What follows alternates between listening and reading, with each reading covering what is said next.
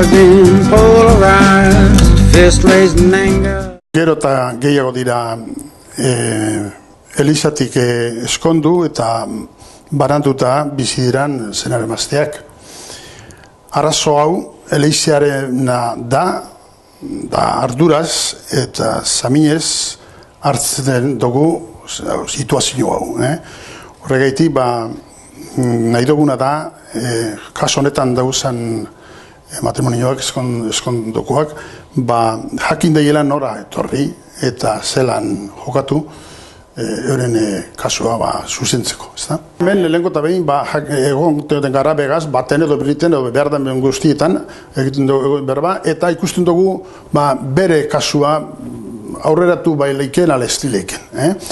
Aurreratu baileike bazten da hemen eta hemen urtebete barruan edo aurretik erabekiten da benetan hori eskontza hori baliokoa izan bada edo espada izan baliokoa. Hemen dirua dela eta ez dela, ez da hemen kasurik atzera sekula joango. Hori gaitik jaken behar dabe jentiak, askotan esaten da honek asuntuak aberatzenak edo ospetsuenak, eta horretzako deriela bakarrik, eta ez dirurik ez daukenak, eta hori ez daigi. Hemen dirurik ez badauke, hemengo paketako ez badaukie, hemen bapeko barobarik egiten da, baina inor ez da izten euren asuntua tratabarik eta ikasi barik, dirua dela ez dela. Egon da, ondala urte asko ez dela, 55, 56, hor txibiltzen ziren. Gero bakatu ziren, 55 zeira. Gero txuago, 22, hortxe. Eta azkenen gurtian, bakatu dira 55, horren gurtian, 55 kasu ingurura.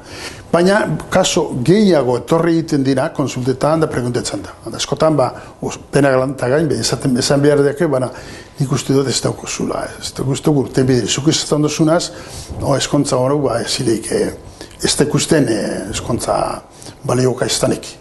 Beste bat, biziko lezake, askotan igual, eskondu gina, baina nikuk familirik ez dugu sekulea.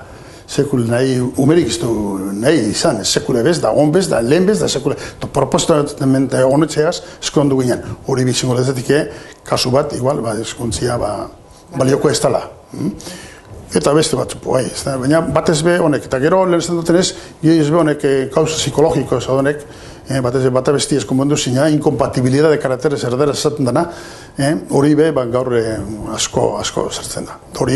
Hori ikusteko, hori bada edezpada, ikusteko bihar esaten dugu psikiatra edo psikologoen laguntasuna. Datozela, badabe abaden baten bitartez, edo parrokoaren bitartez, edo bestelan zuzenian deitu bertora, eta datozela, eta hemen oso pozik hartuko dugu, eta hemen emango dutzuguz, eureke jakin nahi dabe nahi daben goztia esango jaki, ez da?